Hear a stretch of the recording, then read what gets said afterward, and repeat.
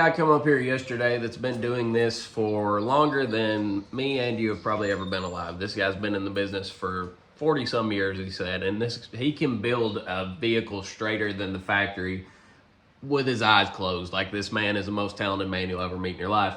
And he basically said that I still have issues with this body not setting correctly. Because if you look, even though we made the windshield frame perfectly straight, but on that new one, the door runs inward, and also the gap is not symmetrical with the window line.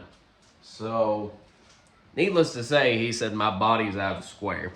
I don't want to argue anymore with the dude that built this thing. He still claims if you weld the front clip on, then it'll draw it around straight and all this shit. But, like, I've had two different guys that have been doing this their whole life look at this thing and say he did not do something right. It's twisted. The door posts are not correct for the doors to set correct in it.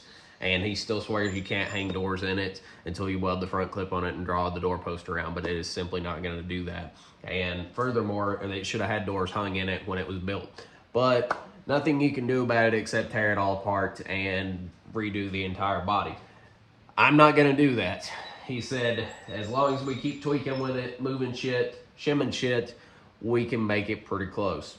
That's really all I've ever been going for in the first place. I'm not going for a show Bronco. I just want to drive the thing and enjoy it. So I am, basically my door on that side is too far away from the post. This one is too close to the post. So I'm gonna shim this one back with washers. And I took a set of hinges that I had, spare hinges I had, to my buddy that has a mill. It's my buddy's dad, he has a mill. And he's gonna take about a 1/4 inch off of the hinges to set that further forward. If you take a 1/4 inch off of it, you know, it's gonna move the door forward because there's less hinge there. And that should make the doors look pretty okay. He also said I could notch the pillars of the topper back there, the posts that go into the bed, and I could move the one side or the other forward a little bit to hide whatever rear door gap that I end up having that, you know, you can't really get out without a lot of adjustment that I don't have. But there's ways to fix it, so we're gonna fix it that way. And, you know, whoever watches this, you know, they may be saying, oh, you need to tear the floors out and the doorpost and, you know, make everything correct and all this stuff. And it's like, I really just want a Bronco I can drive. The only reason I ever tore this thing apart was because mine was so beyond rusted, you couldn't do anything with it. It's the only reason I did this in the first place, or else I would have drove mine like it was, rusty and all.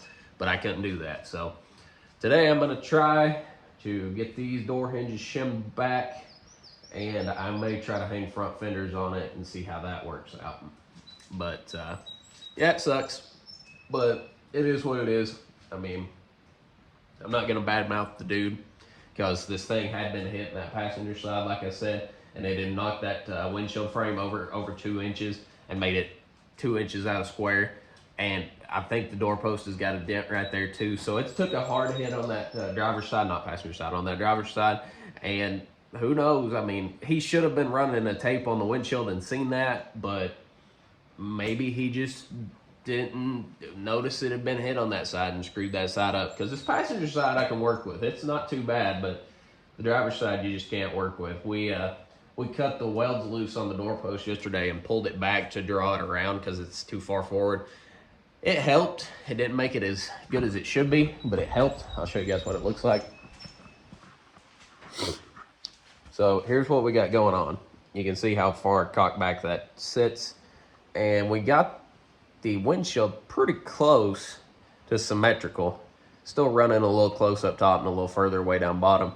But if I shim the 1/4 inch out of these hinges, that's gonna draw that forward a lot. And then all it's gonna do is leave pretty much a decent gap back here, because like this is too tight, like way too tight. Like you can't even hardly close the door, it's so tight. So it should work out to about the same, somewhere around there anyway. I mean, I'll have to play with shims, body mounts, shit like that, but it is what it is. I mean, at least our hood's symmetrical to the front of it. We noticed that yesterday. We put the hood on it. Hood's symmetrical to the front. Got the same length on both sides. I think I got we measured from the inside the back door post to the front of the hood. I think I got 92 3/4 on both sides. So that's not too bad. But I'm gonna try to shim this door out and see how it ends up. I know it's a product of it being out of square, but had the driver's side fit like this passenger side, dude, we'd be so here. Like, we would be so good. But unfortunately that didn't happen, so now we're just having to correct stuff. I don't really care if there's bad gaps. I'm not even doing a professional level paint job on this. I actually need to bring this fender out too, to match the door, I think, to get this door set correctly. Now, this fender needs to come out a little bit. That should give me more gap on this side. Probably get it closer to being even over there. But like I said, all this stuff's free floating. This is just setting inside the door. This is zip tied to the grill. The hood's actually mounted up, but otherwise everything's kind of free floating here. I mean, I've probably said it in the last 3 videos, but I'm proud of where it's came. I'm proud of where it sits today, because little Grover here, every single day I come in here and I'm like, Grover, I'm gonna get you driving, buddy. Because if y'all didn't know, I know I've mentioned it in other videos, but the original owner's name was Grover, and I've deemed this Grover because obviously the original owner's name was Grover. But me and Grover, we've been spending time together for the last 1.5 years, almost every day. Well, as much as I could anyway. Every single day that I got the chance to, we've spent a lot of time together. I spent 8 hours yesterday just trying to figure out. I had that guy up here that does body work, or has done body work for the last 4 years, like I said. He come up here and he measured everything, the door openings, the window gaps, the firewall to the front hood, the doorpost to the front of the hood, the front of the hood back to the rear quarter, the cross checking everything. I mean, dude, we measured this thing for 7 hours straight, and he come to the conclusion, he's like, I know you don't want to hear this, but he said if you want to fix it correct, you got to tear all the floors out, doorposts, kick panels, and align this thing correctly to the doors.